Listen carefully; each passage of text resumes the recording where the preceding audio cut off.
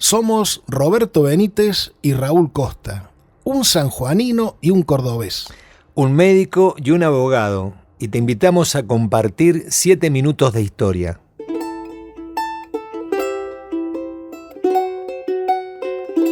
Siete minutos de historia.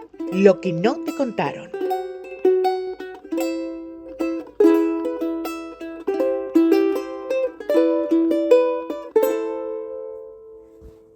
Hoy vamos a hablar un poquito de las tertulias, esa costumbre francesa que se hizo muy arraigada, sobre todo en la época de la colonia en Buenos Aires, no solamente en Buenos Aires, en todo el territorio del Río de la Plata.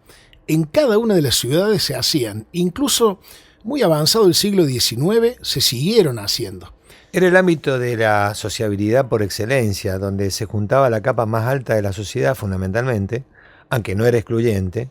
Generalmente se juntaban a debatir, intercambiar opiniones, hablar de política. Iban hombres y mujeres, los hombres eran los que más hablaban de la política, de negocios, de arte, de ciencia. Jugaban también a los naipes.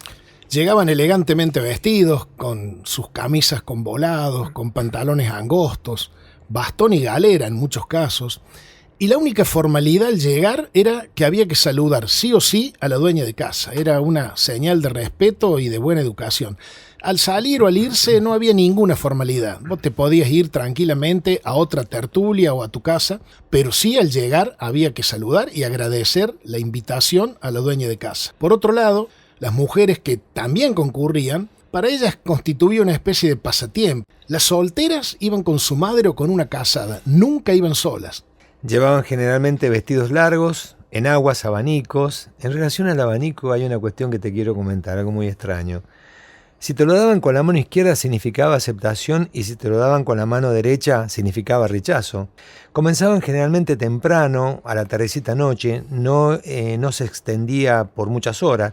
Solían realizar más de una por noche, de manera que las tertulias o los tertulianos, los contertulios, como se los llamaban en muchos casos, iban de tertulia en tertulia buscando dónde era más lindo para quedarse o dónde había más posibilidades de conocer gente, de conocer mujeres o de hacer algún negocio. Había familias que se habían hecho famosas por realizar este tipo de reuniones sociales, ¿no? Estaba la familia Escalada, la familia Alvear, la familia de Mariquita Sánchez de Thompson, donde dicen que en su casa, que sería hoy calle Florida al 200 en Buenos Aires, supuestamente, según relata la historia, se habría cantado por primera vez el himno nacional argentino. El himno original, que tenía muchísimas más estrofas que la versión actual y que duraba 25 minutos cantarlo. Se dice que habían repartido la letra de la canción esa noche y que los presentes habían estado los 25 minutos cantando el himno. Qué interesante. Bueno, las niñas también participaban de las tertulias, paseaban, bailaban, curioseaban, también eran parte de las reuniones. En las mismas se bailaba generalmente valses, un ritmo de origen austríaco, o minués,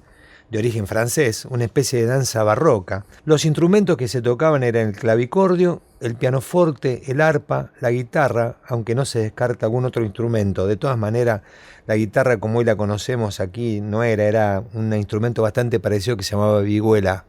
Y la costumbre era que para invitar a una mujer a bailar uno de estos ritmos, la fórmula habitual era: ¿me concede esta pieza, señorita? Y ahí quedaba el tipo esperando la respuesta. ¿Sabes qué es lo que no te contaron?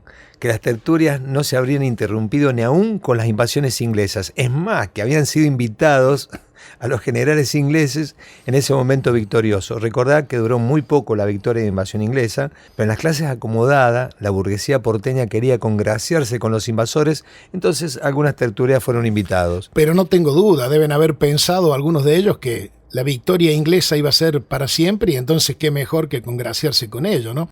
¿Y sabes qué es lo otro que no te contaron? Que también en las tertulias se hablaba mucho y se decidía sobre las corridas de toro. Claro, no te olvides que en Buenos Aires hubo corrida de toro hasta 1819, año que terminó prohibiéndose la actividad, pero a fines del siglo XVIII y comienzos del siglo XIX era muy común y habitual, y las clases acomodadas iban a las corridas. Habían 2 campos de corridas de toro, mucho más pequeña que lo hicieron en España. El primero de ellos estaba en la actual avenida 9 de Julio, frente a lo que hoy es el Ministerio de Acción Social. Era un tanto pequeño, pero se encontraba en lo que era el pleno centro porteño. Entonces se decide hacer otro en la zona de Retiro, donde lo que hoy es avenida Santa Fe, se entraba por la calle Florida, desembocaba en la avenida Santa Fe, en inmediaciones de la calle Maipú y Marcelo T. de Alvear. Ese era el lugar que en aquel momento era muy alejado del centro de la ciudad. Se construyó una plaza más grande para las corridas de toro.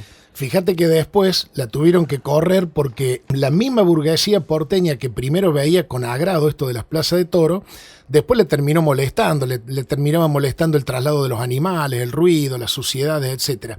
De manera que estas eran un poco las actividades a las que se dedicaban allí en las tertulias, ¿no? En definitiva, eran el espacio en el que la burguesía porteña definía un montón de acciones y de hechos a producir. Está bueno pensar, ¿y qué harían las clases no acomodadas o menos acomodadas, o las clases bajas, mientras las altas se departían en tertulias? Se debe haber reunido también al calor de un brasero, bien, algún patio de tierra. Y seguro, pero bueno, eso también será motivo de algún otro capítulo de 7 minutos de historia.